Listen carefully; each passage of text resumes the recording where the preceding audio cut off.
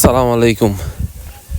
Nokia 105 100 এই Nokia সিরিজের button মোবাইলগুলোতে mic লাগা বা মাউথ স্পিকার লাগা, এগুলোর মধ্যে যারা একদম মাউথ স্পিকারের যেগুলো অরিজিনাল তার থাকে, অরিজিনাল তারগুলো আপনারা যারা এগুলো দিয়ে লাগিয়ে দেন, এটা দিয়ে লাগিয়ে দিলে একটা সমস্যা হয়তো উঠে যায়, কারণ তার ওই মাউথ স্পিকারের যে ইয়ে আছে এগুলো হচ্ছে তার মোটা, এগুলো হয়তো উঠে যায়, নয়তো লাইন সহ একেবারে ডিসকানেক্ট করে নিয়ে চলে আসে তারগুলো একটু মোটার কারণে।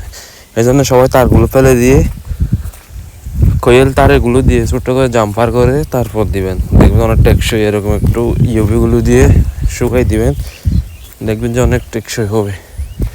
ওঠারও সম্ভাবনা নাই, এই লাইনগুলো একদম ছেড়ে নিয়ে আসারও কিনাই সম্ভাবনা নাই। এই জন্য আমি বারবার বলি যে এভাবে দিলে একটু টেকসই হয়। আর সেসিসে বসার সময়, আড্ডিতে বসার সময় সুন্দর করে লাইটগুলো একটু বসে যায়। এই জন্য সবাইকে বলি যে আমি ঠিকঠাক করে ভাবে ঠিক ইউভিগুলো দিয়ে বসা দিলে সুন্দর হয়।